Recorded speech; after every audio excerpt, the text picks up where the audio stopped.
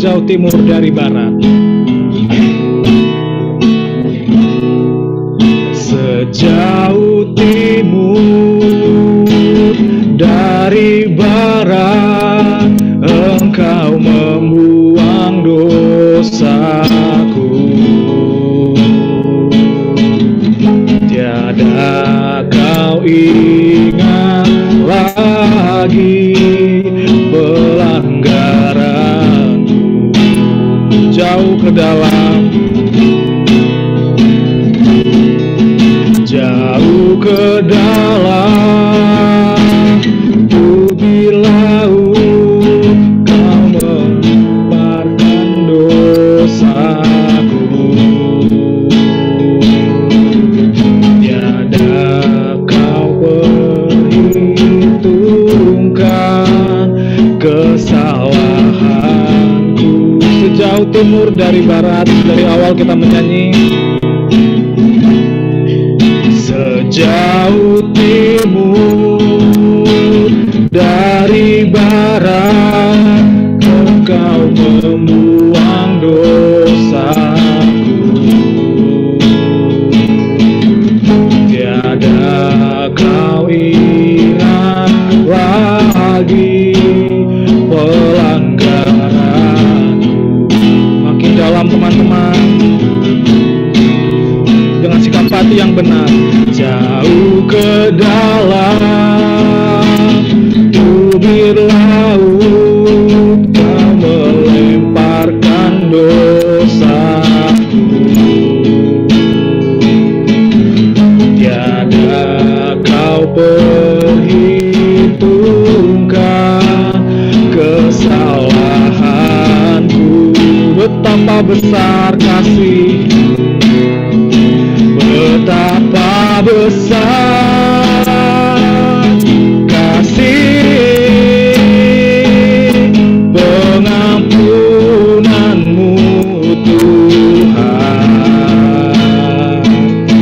Tak kau pandang hina hati yang hancur.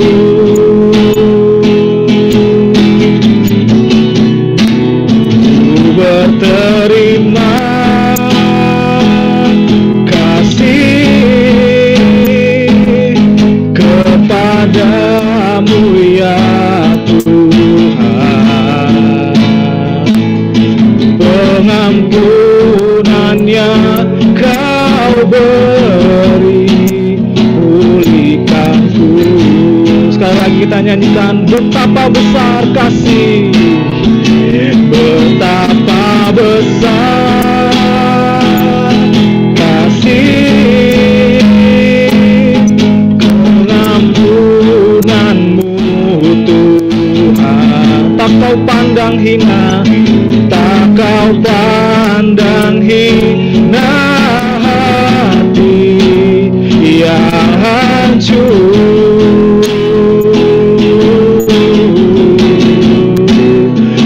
Berterima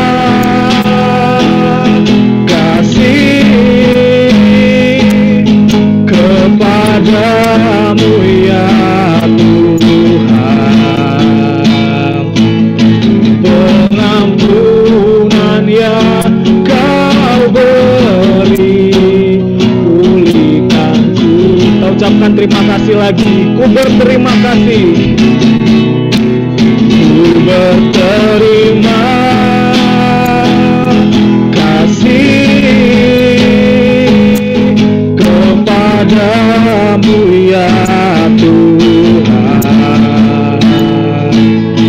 Pengampunan yang kau beri, pulihkanku. Pengampunan yang kau beri, pengampunan yang kau beri, pulihkanku. Sekarang saya kasih waktu teman-teman untuk diam sejenak, 1 atau 2 menit. Kita belajar tenang supaya kita bisa menerima firman ini.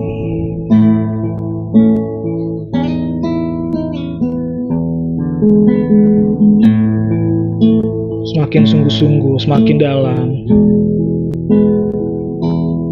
Relax teman-teman.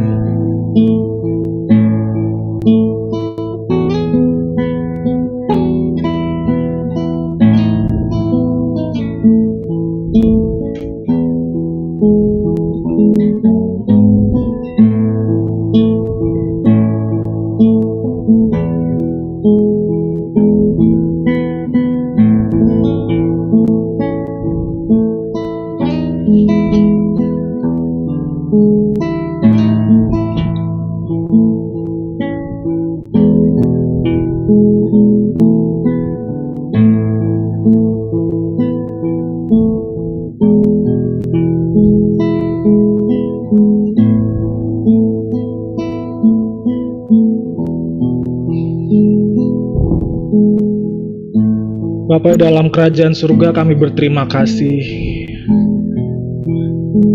atas selama ini, atas kebaikan-Mu kepada kami ya Bapa. Terima kasih untuk penerimaan-Mu kepada kami. Terima kasih juga untuk kebenaran firman yang sampai sekarang masih Engkau percayakan buat kami. Kini kami akan lebih dalam lagi mengenal Engkau, mengenal karakter daripada anak-Mu Tuhan Yesus. Layakkan kami ya Bapa. Terimalah kami sebagaimana adanya, makhluk yang terbatas ini. Mampukan kami untuk bisa mengerti isi hati-Mu ya Bapa. Kami mau menyerahkan pertemuan kami ini ya Bapa. Tak lupa kami mengingat teman-teman kami yang tidak dapat gabung. Kau sertai mereka ya Bapa. Di dalam nama Tuhan Yesus Kristus, kami serahkan pertemuan kami. Haleluya. Amin.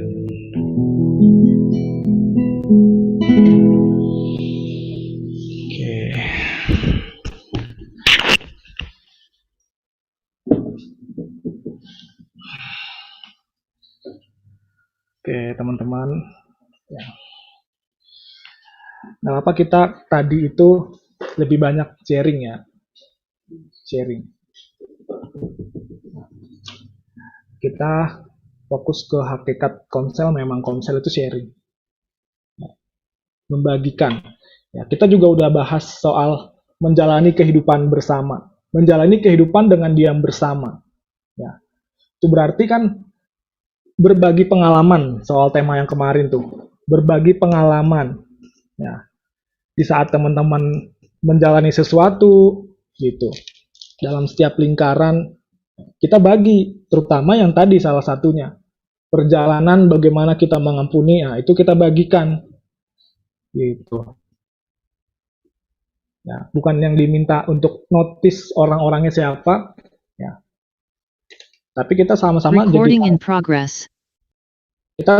jadi tahu apa yang teman kita pergumulkan. Itu juga namanya menjalani kehidupan bersama. Ya, menjalani kehidupan bersama. Ya. Singkatnya kalau boleh di-review yang kemarin, apa tuh faktor yang pertama? Ya, persekutuan yang ideal. Ya, jadi persekutuan yang ideal itu harus apa? Nah, sebentar singkatnya ini, ya kemarin kita bahas kehidupan itu bukan dijalani sendiri, tapi kehidupan itu adalah sesuatu yang harus dibagikan, gitu. Adanya saling dalam persekutuan. Ya. Banyak orang yang kehilangan makna persekutuan, ya, karena kebanyakan kita temui persekutuan itu tidak ada saling, tidak ada namanya saling mendoakan, saling berbagi pengalaman, gitu, saling mendukung dalam kebiasaan baik, gitu. Banyak orang yang nggak menemukan inti dari persekutuan ini. Jadi inti persekutuan yang sebenarnya itu saling, kebiasaannya itu saling banyak macam, saling apa, ya. Jadi persekutuan itu sebenarnya menjalani kehidupan bersama, ya. Pada akhirnya setiap kita ya pulangnya sendiri-sendiri, ya. Tapi yang sendiri-sendiri itu bersama-sama ketemu lagi di langit baru bumi baru, karena adanya kekuatan ya, feeling dari perasaan rasa saling itu. Kalau kemarin ilustrasinya karena mungkin warna kita kebanyakan orang Priuk, ya, jadi dikenal dengan solidnya lebih solid harusnya begitu. Ya, kesukaan kita sama model yang kayak gini.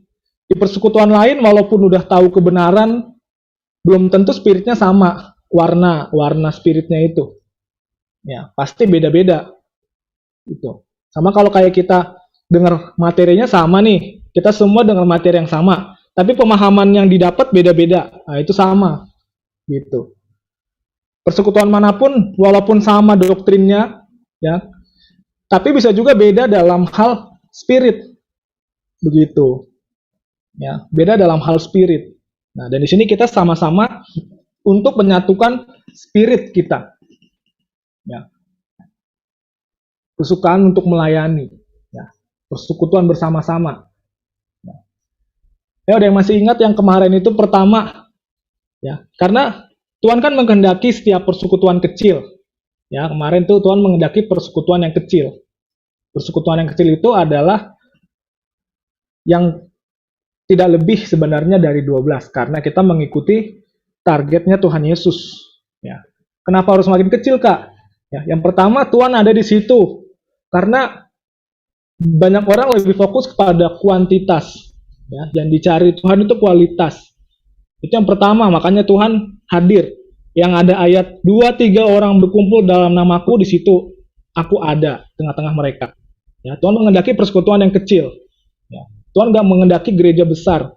Ya, karena yang kedua, persekutuan yang besar banget itu nggak ada salingnya. Gitu. Nggak ada saling di dalam persekutuan yang besar. Itu ayatnya Ya. di Matius 18 ayat 20, Kak. Oh ya, siap deh. Ya, kemarin tuh ya, kita review. Thank you ya. Jadi begitu. Makanya Tuhan menghendaki kelompok yang kecil. Ya, kelompok yang paling kecil, itu yang Tuhan kehendaki. Karena kemungkinan salingnya makin besar. Saling mempedulikan, gitu. Makin sempit ruang lingkupnya, makin kenal temannya. Gitu. Nah, tapi kita nggak boleh berharap kalau persekutuan yang kecil itu bukanlah segalanya. Itu adalah segalanya. Jadi bukan segalanya kok persekutuan yang kecil itu. Ya. Belum tentu mereka yang misalnya kemarin berempat ini saling kenal, kayak gitu. Yang kelihatannya pergi-pergi 4 orang terus, gitu. Apakah itu suatu hal yang ideal karena Tuhan ada di situ? Belum tentu, gitu. Belum tentu yang ini mengenal ini, belum tentu yang ini mengenal yang dari telunjuk, gitu. Jadi bukan jadi patokan. Ya. Yang harus jadi patokan adalah persekutuan yang ideal yang kita pelajarin di sini. Yang poin pertama kemarin apa? Ada yang bisa? Ya. Hendaknya persekutuan yang ideal harus memiliki satu. Saling Jawab percaya. aja.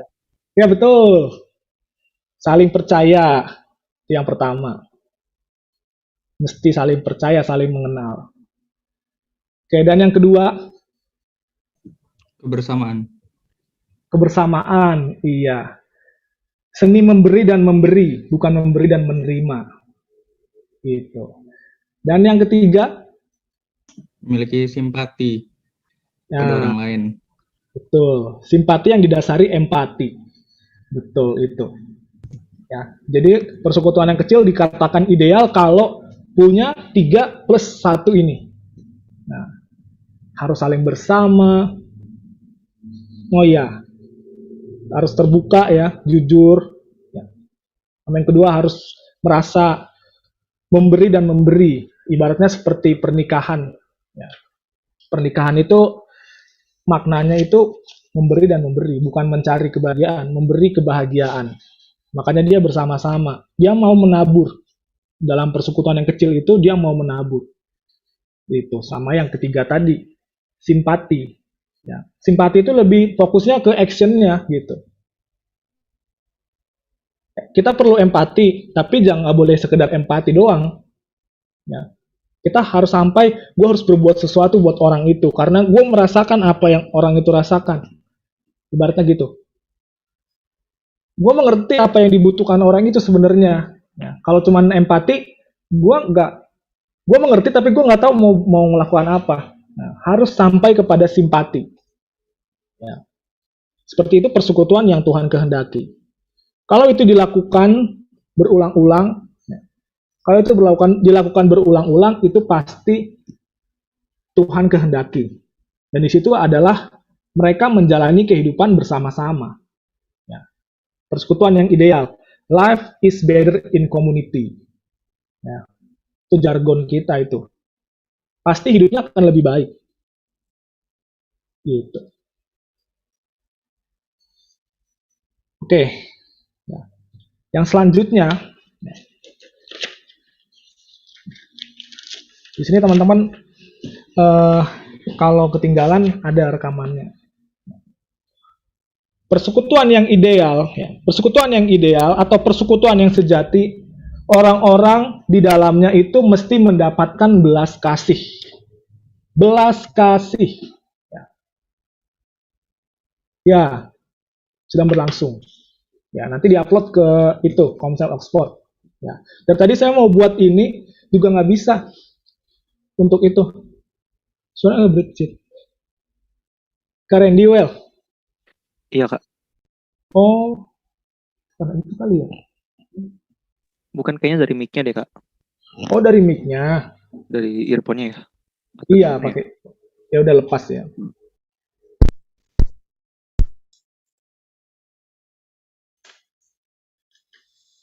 Tes kalau gini udah deh. Nggak berdecit lagi ya. Tapi ada suara Oh ya, saya gedein aja ya suaranya. Jadi yang terakhir, faktor-faktor yang menunjukkan persekutuan yang sejati itu adalah dia harus memiliki belas kasih. Ya, mereka, kumpulan kecil itu harus memiliki belas kasih. Nah, itu yang jarang dimiliki oleh banyak persekutuan lain di luar sana. Oh, suara kecil. Disable original sound. Nah, kalau kayak gini bagaimana? 1, 2, 3, 4, 5, 6, 7, 8. Udah ya? Lebih jelas ya? Oke. Oke, Rahel, thank you. Belas kasih itu apa sih sebenarnya? Belas kasih itu adalah kesalahan yang tidak diungkit atau dihapuskan. Tidak diungkit atau dihapus. Itu namanya rasa belas kasih. Lalu individu diterima. Gitu. Jadi kesalahannya tidak diungkit dan atau dihapus. Lalu orangnya diterima. Nah, itu namanya persekutuan belas kasih yang mementingkan belas kasih. Dia melupakan kesalahannya seolah-olah itu tidak pernah terjadi. Dan dia menerima. Nah, tujuannya kenapa diterima itu supaya dia berubah. Supaya orang itu berubah. Supaya orang itu berubah. Ada ruang di dalam diri orang itu untuk memperbaiki diri. Ada ruang. Jadi kita menciptakan ruang, ya, keterbukaan, penerimaan, supaya dia masuk. Tujuan dia masuk ini, wadahnya kita udah siapin.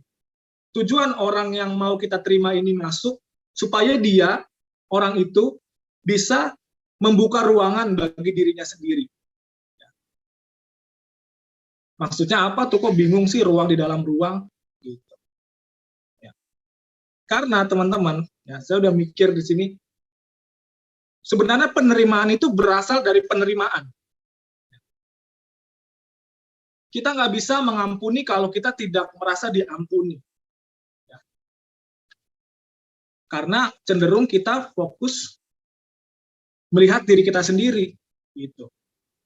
Kita nggak menerima diri kita membiarkan diri kita. Ya. Kalau kita udah tahu, teman-teman, kalau kita udah tahu rasanya diterima, kita pasti akan bisa menerima orang lain. Ya. Mengampuni kesalahan yang ecek-ecek dari orang lain, kesalahan yang kecil-kecil. Baru individunya diterima.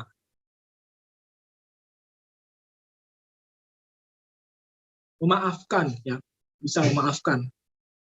Kalau memaafkan itu singkatnya, itu menghapus kesalahan. Ya. Menghapus hutang. Mengampuni itu bisa singkatnya, ya, seperti kita menyambut tamu yang lagi datang ke rumah kita, menerima. Itu singkatnya bedanya. Kalau memaafkan itu fokus ke kesalahan. Ya, ini singkatnya loh. Kalau mengampuni, ya, seperti layaknya menerima tamu yang datang ke kita, datang ke rumah. Ya. Nggak mungkin kalau tamu yang datang ke rumah kita itu kita usir, atau nggak kita kasih makan, atau nggak kita pedulikan. Ya. Orang gila itu ya kalau kayak gitu. Ya. Ada tamu datang, dia cuek aja main HP. Nah, itu orang yang nggak jelas.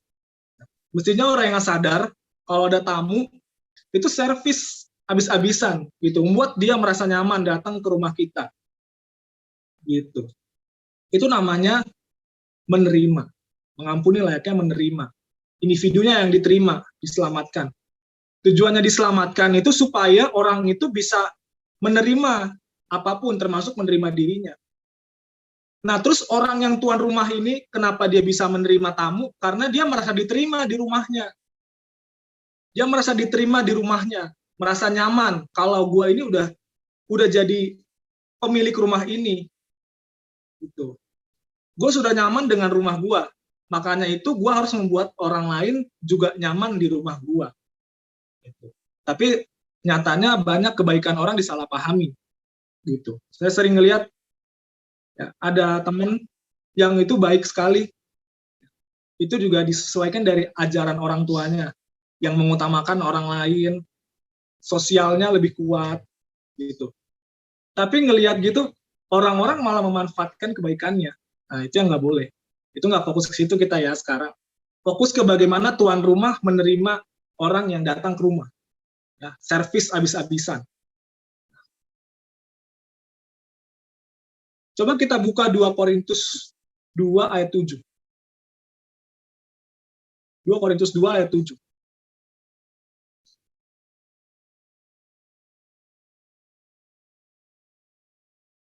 Dua Korintus 2 ayat 7 minta tolong.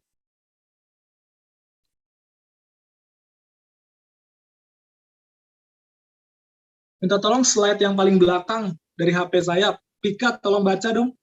Dek. Kalau bisa on cam. Tadi ayatnya 2 Korintus 2 ayat 7. Yang paling belakang. Yuk. 2 Korintus 2 ayat 7. Sehingga kamu sebaliknya harus mengampuni dan menghibur dia, supaya ia jangan binasa oleh kesedihan yang terlampau berat. Amin. Nah, sehingga kamu sebaiknya harus mengampuni dan menghibur dia, supaya ia jangan binasa oleh kesedihan yang terlampau berat. Ya. Kalau buka sabdanya, boleh ke ini, bahasa terjemahan baru. Terjemahan baru. Oh, ya udah, Yehud ya. 2 Korintus 2 ayat 7.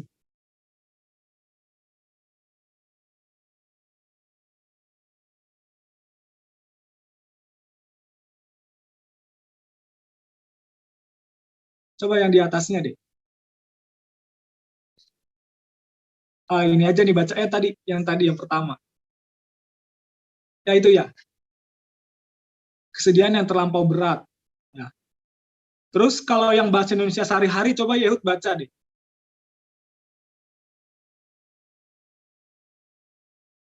Yang tadi bisnya. Tadi sih udah sebenarnya. Yang tadi juga boleh. Bahasa Indonesia sehari-hari. Yang sabda tadi udah bisa. Oke, semoga Kak. Yang bahasa Indonesia sehari-hari. Iya. Oke. Ini dia ketemu. Oke. Iya, oke. Yehud.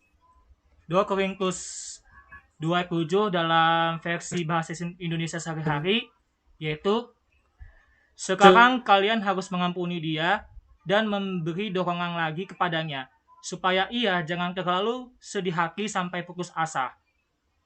Nah, kita fokus sampai supaya ia jangan terlalu sedih hati sampai putus asa. Putus asanya ini. Begitu. Ya. Kita memberikan ruang ke orang lain supaya dia nggak menjadi putus asa untuk bisa menerima dirinya. Karena penerimaan berawal dari penerimaan.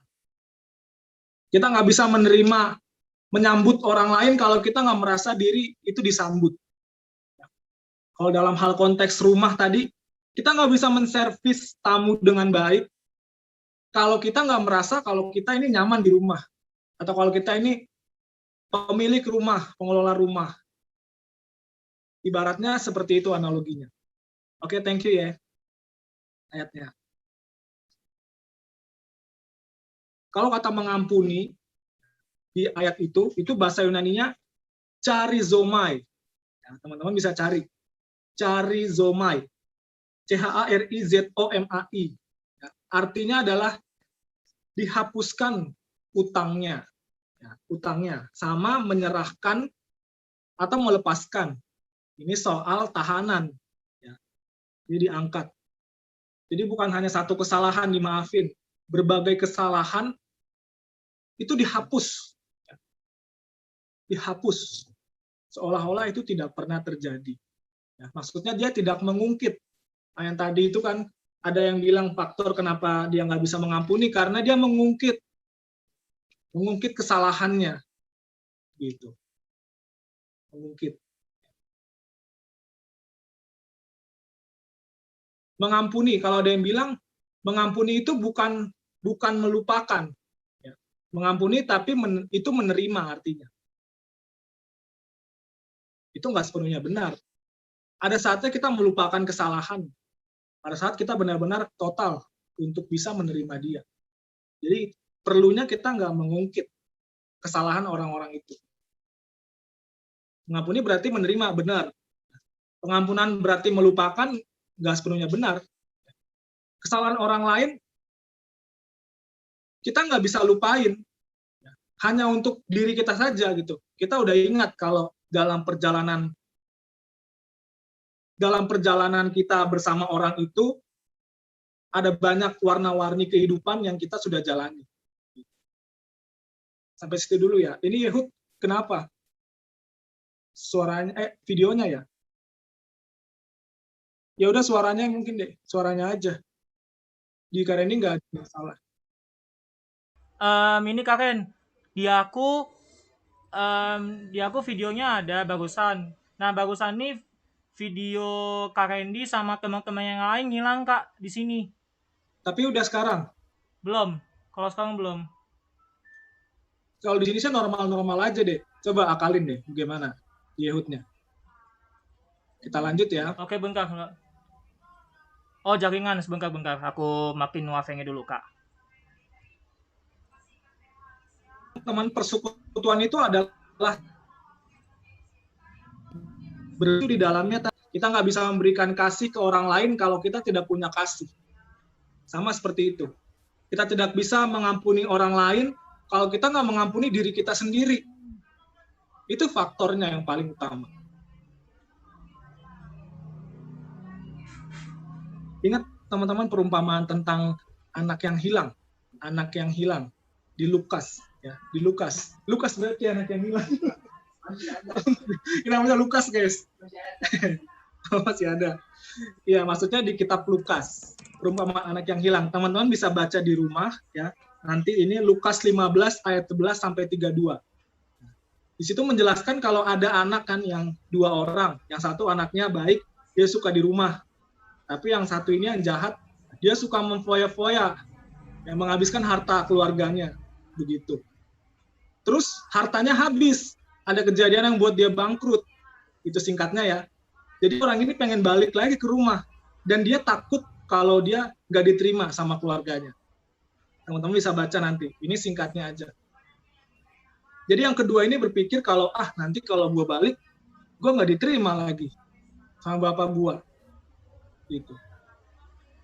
Padahal bapak gue udah kaya, gue udah ambil hartanya, dan ternyata habis, gue bangkrut, gue nggak bisa mengelola harta gue dengan baik, harta yang gue curi, gitu. Tapi dia mau balik lagi ke rumahnya, tapi takut. Dan pada akhir ayat diceritain kan kalau bapaknya itu menerima dia. Engkau masih tetap anakku, begitu. Teman-teman bisa baca di rumah. Seperti itulah perumpamaan yang Tuhan Yesus sampaikan tentang anak yang hilang. Bagaimana bapaknya itu menerima anak yang hilang. Bapaknya ini sudah menciptakan wadah bagi anak itu. Ya, adanya tempat bagi orang itu, anaknya, untuk memperbaiki diri. Bapaknya yang nyediain. Nah, perumpamaan itu ditarik untuk kehidupan kita. Jadi kita harus membuka ruangan sebesar-besarnya supaya orang yang datang ke ruangan kita bisa membuka ruangan kita juga, ke ruangannya dia juga. Sampai sini paham nggak teman-teman ya? Ruang dalam ruang. Saya takutnya nggak paham, teman-teman. Simpen dulu kalau nggak dipaham deh. Bilang aja tuh nggak paham gitu, biar dijelasin lagi. Oke, singkatnya jadi kita mesti membuka ruangan kita selebar-lebarnya buat orang, supaya orang tujuannya bisa membuka ruangan dirinya juga. Supaya dia bisa menerima dirinya dan menerima orang lain. Gitu. Nah, kita ada dalam realita manusia yang belum sempurna. Kita ada dalam realita manusia yang belum sempurna. Masing-masing kita masih banyak kesalahan bagi sesamanya. Masih banyak kekeliruan, masih banyak miss-nya. Ya. Kalau teman-teman ngerasa ini gini enggak ya? Susah nggak sih untuk tepat ya? Untuk bisa berperilaku tepat sama kayak yang Tuhan Yesus mau. Kalau bagi saya susah, dan semakin sadar kalau itu susah banget. Walaupun ini bawaan dasar sih, saya orangnya memang lembut ya, gak gampang emosi begitu, lembut. Tapi itu bukan menjadi target, bukan menjadi titik bagi saya pribadi. Kalau saya udah bertindak tepat, itu belum cukup. Ya. Maksudnya kalau teman-teman anak baik dari pada dasarnya, singkatnya gitu deh. Kalau teman-teman baik dari lahir, bukan bertobat gitu ya, jadi anak berandal, jadi anak baik. Nah, sekarang ini dari tadinya anak yang baik-baik, berjuang untuk lebih baik. Nah, semakin kesini, saya juga semakin sadar kalau sikap gue yang baik dari sananya itu belum tentu tepat sama yang Tuhan mau. Nah, bicara soal ketepatan, masing-masing kita masih aja banyak yang meleset. Tapi Alkitab berkata bahwa kita masing-masing harus sabar dalam memberikan ruang itu. Kita buka ayat lagi, Kolose 3 ayat 13. Nah, tolong Rahel baca deh. Ayatnya dibuka dulu deh. Kolose 3 ayat 13.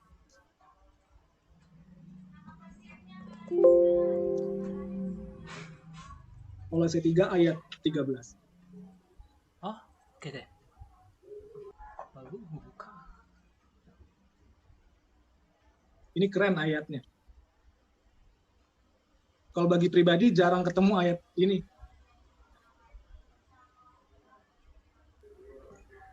Kolose 3 ayat 13. Sabarlah kamu seorang terhadap yang lain, dan ampunilah seorang akan yang lain apabila yang seorang menaruh dendam terhadap yang lain. Sama seperti Tuhan telah mengampuni kamu, kamu perbuat jugalah demikian. Oke. Thank you Rahel. Thank you ayatnya. Tuh.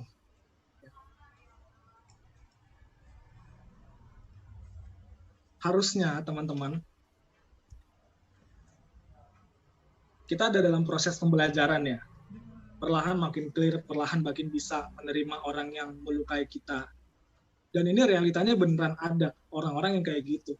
Masih aja berulang-ulang, masih aja. Sebenarnya kalau saya mau jawab pribadi, yang tadi pertanyaan tadi, kenapa saya sulit mengampuni orang lain? Karena saya belum merasakan pengampunan dari Tuhan setiap saat. Saya masih merasa tertolak sama Tuhan. Saya merasa tidak Tuhan buka ruang bagi saya untuk bisa saya masuk memperbaiki diri. Nah, itu yang kadang-kadang jadi penghambat pribadi. Gitu. Karena saya tidak merasakan pengampunan dari Allah setiap saat. Nah, dibalik nih sekarang, untuk kita bagaimana? Dasar yang teman-teman bilang tadi, faktor utama teman-teman kenapa nggak bisa mengampuni itu baik. Ya, itu saya acungi jempol. Ya. Jadi teman-teman sadar faktor utamanya. Kalau saya perhatikan dari semua alasan ya, kenapa kita sulit mengampuni, karena kita nggak merasa adanya pengampunan dari Allah setiap hari. Ya, untuk itu, sebaliknya, kita mesti merasakan pengampunan dari Allah setiap hari. Kita merasakan adanya kesempatan dari Tuhan. Tuhan membuka ruangan hatinya bagi kita untuk masuk, supaya kita berubah. Supaya kita bisa membuka ruangan untuk diri kita, termasuk menerima diri kita sendiri. Nah, baru deh diselipin dengan alasan-alasan teman-teman, dasar-dasar teman-teman karena apa? Ada yang karena ekspektasi tinggi. Nah, ekspektasi tinggi berarti solusinya ya jangan ekspektasi tinggi, turunin standar kepada orang lain. Perfeksionis itu jangan ke orang lain, tapi ke diri sendiri. Sikap perfeksionis. Kebanyakan kita itu menghakimi orang lain, tapi nggak menghakimi diri sendiri. Kebanyakan kita perfeksionis, melihat kesalahan orang lain jeli, ya. Tapi kita nggak melihat kesalahan kita dengan jeli. Sekarang kita ubah nih, ya. Lihat kesalahan kita dengan lebih jeli.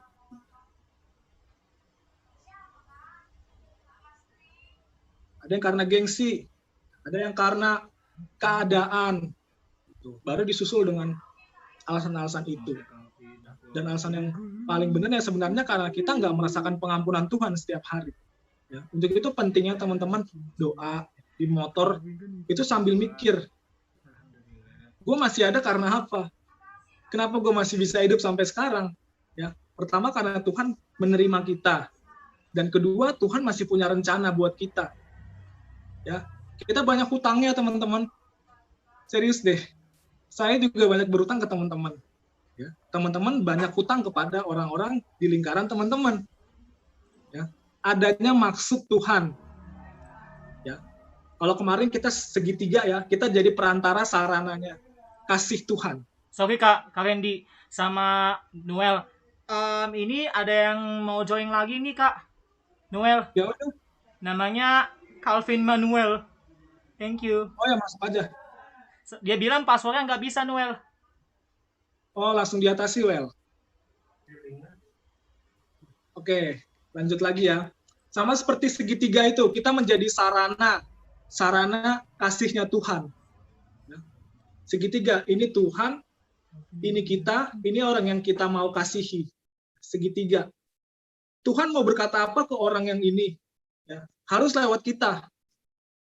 Harus lewat kita. Tuhan mau berkata apa ke orang ini, harus lewat kita. Jadi perantaranya dari Tuhan, mau berkata apa lewat kita, baru kita kasih. Kita nggak bisa menjadi sarana kasihnya Tuhan kalau kita nggak dapat kasih Tuhan. Begitu. Lebih mudahnya kayak gitu. Jadi segitiga. Ingat, Tuhan mau memberitakan apa yang Tuhan rasa, yang Tuhan pikirkan ke orang lain, harus lewat kita. Bisa sih lewat sendiri. Ya, tapi Tuhan percaya orang-orang yang kelihatan. Paham maksudnya ya? Tuhan percaya orang yang kelihatan buat menyampaikan isi hatinya.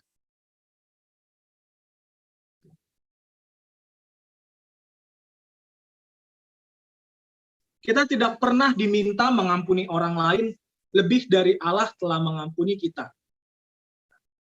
Jadi seberapa luas penerimaan yang kita berikan kepada orang lain, yaitu sebanyak yang kita sadar ruangan yang sudah Tuhan berikan ke kita. Seberapa banyak sih kita harus mengampuni orang lain, yaitu sebanyak kesalahan kita yang sudah diampuni Tuhan. Itu yang sebenarnya. Jadi sebenarnya kalau bisa unlimited tuh.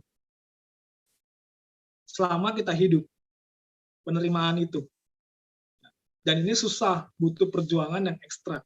Dan sekedar teori. Dan sekarang nih teman-teman, kita buktiin kalau teori yang kita pelajari sekarang ini bukan teori, tapi harus menjadi praktek.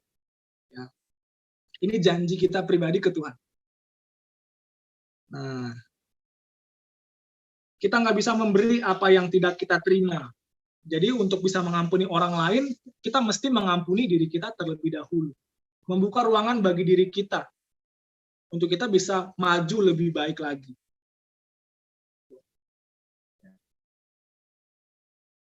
Baru yang dari tadi Jawaban-jawaban teman-teman itu berasal dari itu sebenarnya. Tidak menerima diri sendiri.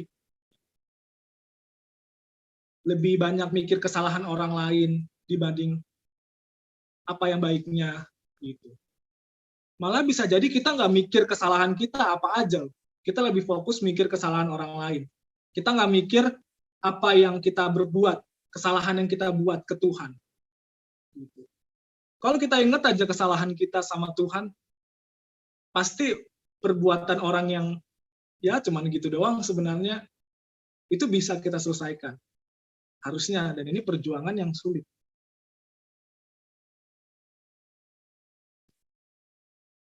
Terus banyak teman-teman yang bahas soal kepercayaan. Nah, kepercayaan, bagaikan sebuah gelas. Gelas kalau sekali retak itu udah nggak bisa berfungsi lagi. Bisa tapi kurang maksimal. Bocor maksudnya. Kalau ada gelas pecah gitu, pasti bocor deh. Berarti nggak bisa berfungsi lagi.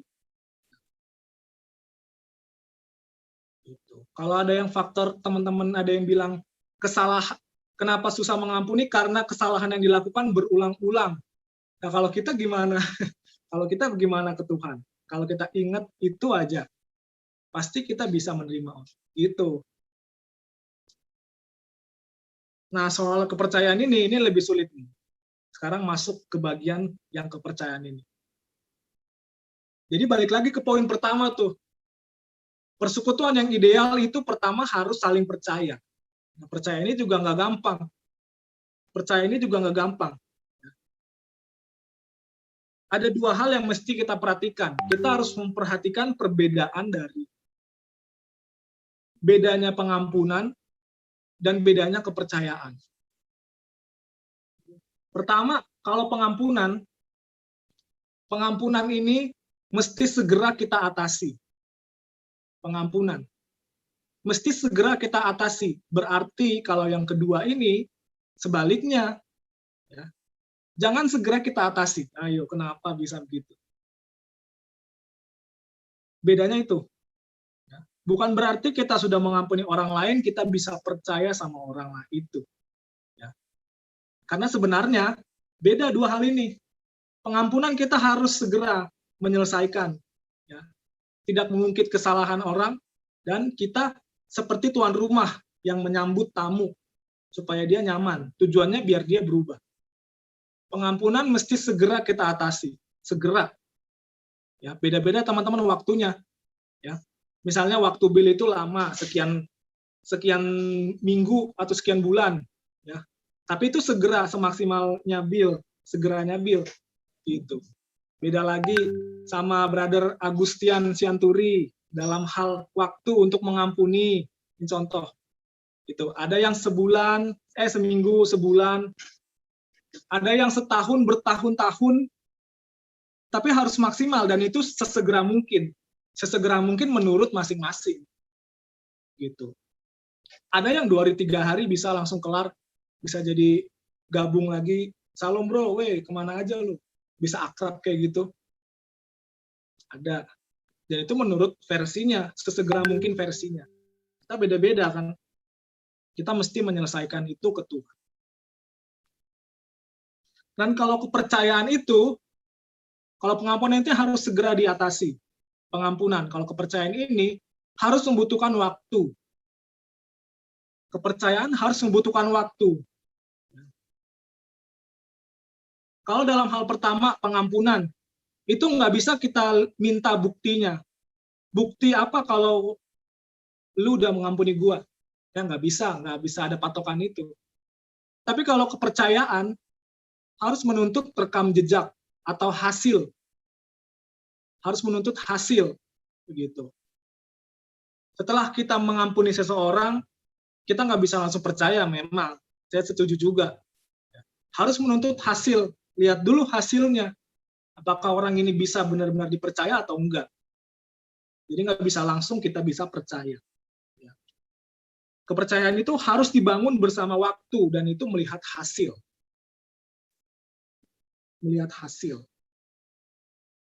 Nah, dan ini nggak gampang ya teman-teman. Kita semua sedang ada dalam pergumulan ini. Bagaimana kita mengasihi orang yang sulit. Kalau kita mendapat kasih dari Tuhan, itu akan menghapus banyak sekali pelanggaran-pelanggaran. Kita harus punya kasih yang dari Tuhan. Gimana caranya punya kasih yang dari Tuhan? Kasih itu adalah pikiran perasaan Tuhan. Kasih itu adalah apa yang mau Tuhan katakan ke kita dan ke orang lain. Kita harus mendapatkan pikiran Tuhan dengan cara kita awalnya belajar firman untuk bisa mendapatkan pikiran Tuhan. Mendapatkan hati Tuhan, kita harus bergumul dan kita harus menyenangkan Tuhan setiap saat. Supaya kita bisa merebut hatinya. Supaya kita bisa memikat hati Tuhan. Ya. Bagaimana membuat Tuhan senang, supaya Tuhan bisa menyatakan isi hatinya ke diri kita dan ke orang lain. Gitu. Ya. Memikat Tuhan. Memikat hati Tuhan dalam setiap yang kita lakukan. Terutama dalam hal memberi. Ya. Minimal kalau kemarin itu kita melihat jasa dari orang yang kita beri. Ya, makanya kita harus berbuat baik. Berbuat baik karena melihat jasa. Itu sangat baik. Ya. Tapi kalau karena tepat, karena kita mendapatkan kasih dari Tuhan, makanya kita bisa memberi. Itu yang tepat. Memberi karena kasih. Memberinya, membalasnya juga kebaikan orang, bukan dengan kita kasih uang, kasih apa, hal yang materi, yang kelihatan. Membalas kebaikan orang, atau kita caranya mengingat kebaikan orang dengan cara kita bersikap baik ke orang itu. Pikiran kita semakin benar ke orang itu, perkataan kita semakin nggak menyakiti orang itu lagi. Sikap kita, perbuatan, perkataan. Itu namanya kita membalas budi dengan baik. Kalau tidak bisa memberikan secara lahiriah, balaslah lewat sikap baik, lewat kasih yang dari Tuhan. Jadi kalau soal pengampunan dan kepercayaan ini, itu sungguh hal yang berbeda. Ya. Pengampunan harus segera dan kepercayaan ini harus dilihat waktu, butuh waktu. Nah, nggak gampang untuk pulih soal kepercayaan. Ya. Harus tunjukin hasilnya. Dan terakhir nih, wadah untuk kita bisa menunjukkan atau kita bisa melihat hasil dari orang yang kita terima, wadahnya itu adalah di kelompok kecil. Wadahnya itu adalah di kelompok kecil. Karena di kelompok kecil itu adalah saling, kan? Saling, termasuk saling menerima. Kita berusaha memberikan ruang selebar-lebarnya supaya orang bisa berubah. Harusnya penerimaan yang tanpa batas ini ada di kelompok kecil. Persekutuan maksudnya. Kemarin tuh lingkaran besar, lingkaran menengah, lingkaran inti. Ini dalam hal ini bicara soal lingkaran menengah dan lingkaran kecil. Lingkaran menengah itu apa? Itu komsel. Lingkaran kecil itu apa? Itulah orang dekat, sahabat. Ya. Kalau belum punya sahabat yang sepikir, seperasaan, bangun hubungan sama Tuhan. Itu lingkaran inti, teman-teman. Itu. Wadahnya untuk bisa memberikan ruang itu ada dalam lingkaran menengah atau di kelompok kecil atau persekutuan. Persekutuan, tempat yang terbaik untuk memulihkan kepercayaan. Dalam persekutuan itu memberikan dorongan maupun pertanggungjawaban. Kita bisa menerima orang lain yang melukai kita kalau kita bisa melihat hasilnya. Terus kalau orang itu bukan di luar komsel gitu atau di luar komsel, bagaimana, Kak? Ya harus lihat hasilnya. Ya. Kalau bahasa Alkitabnya, lihat buahnya.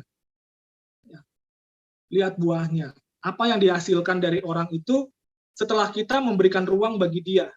Apa hasilnya? Kita mesti lihat orang itu bisa dipercaya atau tidak. Dan ini nggak gampang. butuh perjuangan masing-masing. Nah, jadi kalau teman-teman ada yang melihat kesalahan yang dilakukan teman itu berulang-ulang, ya, harus maafin, itu harus, karena itu harus segera. Ya. Yang nggak boleh, harus segera kepercayaan. Gitu. Ya. Nggak mungkin kita mau diperlakukan ya semena-mena. Maksudnya kita nggak bisa membiarkan diri kita sakit. Ya. Kalau hal kepercayaan sih menurut saya bisa.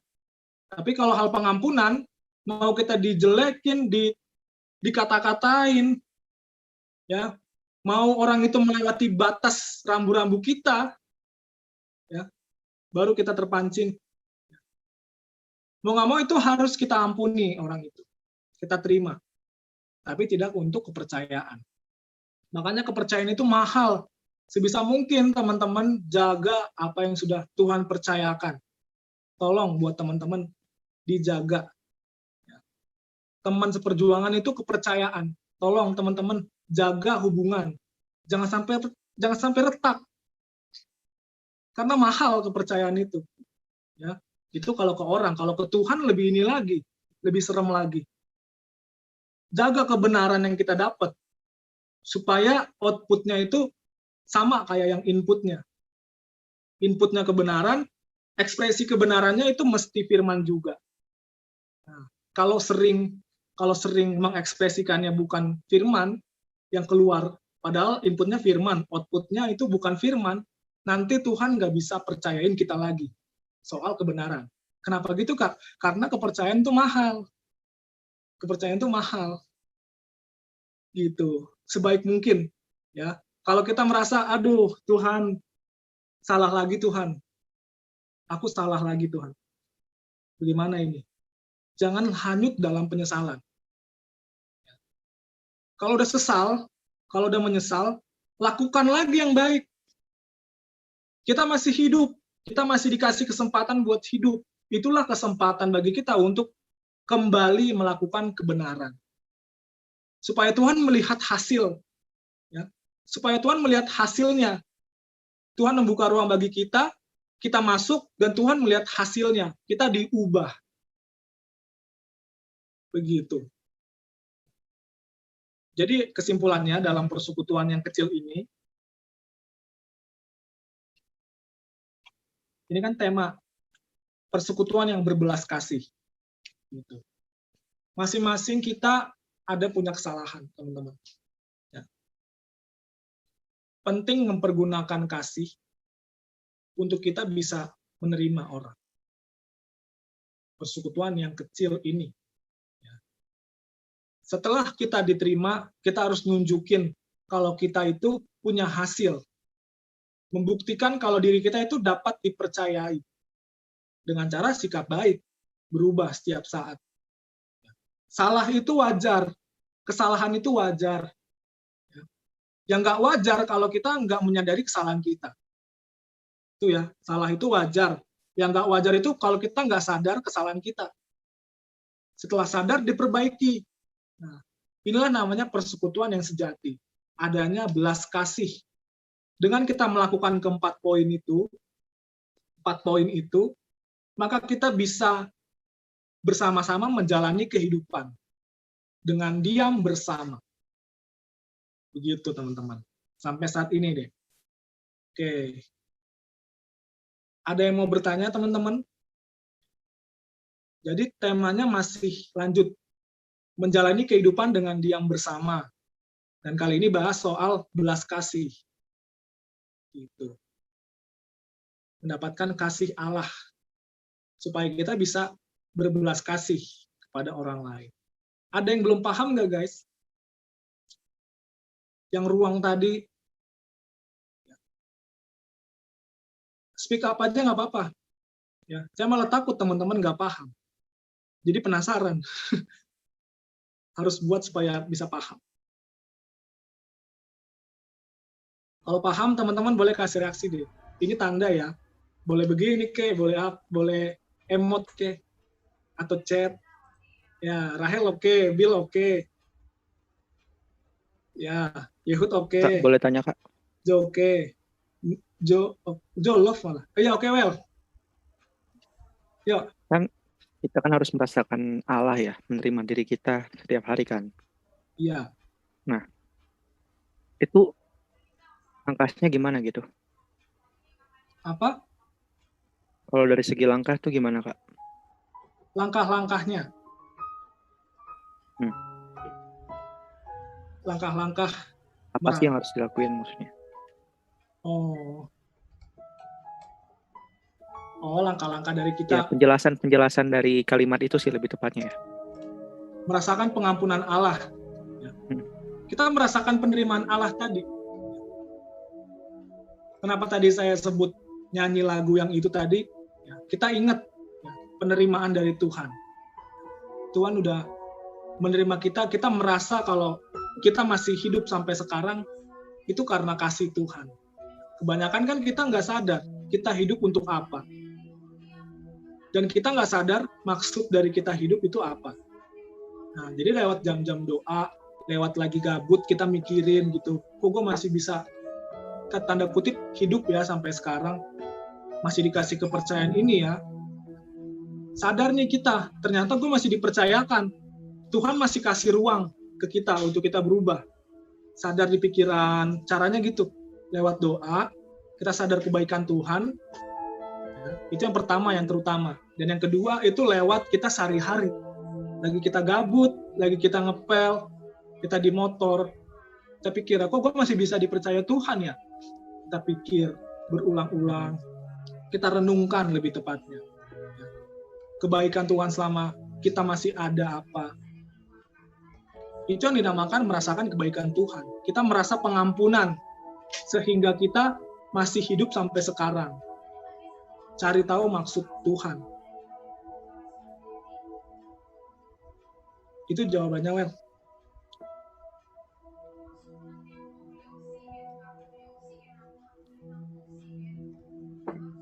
Dan ini menumbuhkan kesadaran ini nggak gampang, serius. Karena sadarnya kita masih duniawi. Pikiran kita isinya masih isi dunia, itu maksudnya. Coba sesekali atau beberapa kali kita mikir kebaikan Tuhan yang kita rasa, itu apa aja. Sambil dipikir, sambil cari tahu maksud Tuhan, lewat belajar, lewat doa. Dengan proses pasti kita perlahan bisa bersikap baik, mengampuni. Bagus nih pertanyaannya, thank you deh. Memperjelas kalimat yang tadi. Ada lagi yang belum paham? Yang belum kasih reaksi?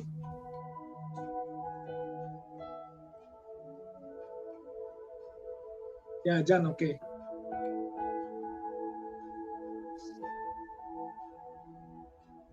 Ya, saya harap teman-teman udah ngerti ya. Sekarang tinggal berjuangnya nih.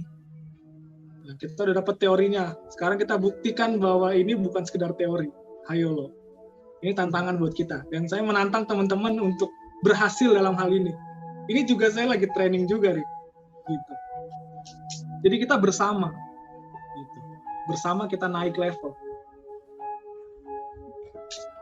Oke, makasih teman-teman. Ada yang mau usul lagu yang tepat? Lagu ini Kak, Kumiliki Segalanya, Maria Sandi. Oh, ya. Teman-teman banyak yang tahu enggak, tapi kita belajar ya kalau yang tahu. Itu menurut Yehud paham, itu bisa cocok ya deh? Ya, ini ada aku Oke, share deh. chatnya ke Kak. Oh, ya udah. Oke, kita nyanyi lagu itu deh.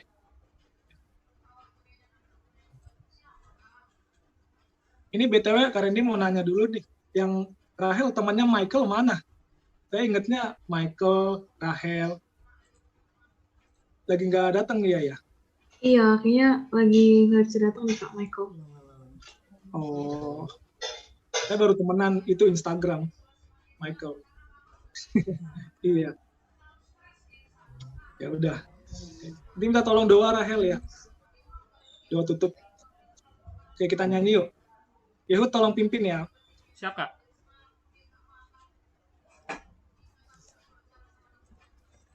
Kalau bisa lihat kodenya ya, Dek. Oke.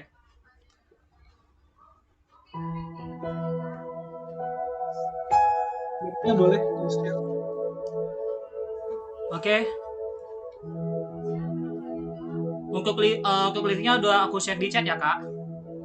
Ya, share Bisa. screen boleh. Oke, teman-teman, sebelum kita menutup komsel kita, sama-sama kita mau belajar lagu yang sudah aku share. Judulnya adalah Ku Miliki Segalanya.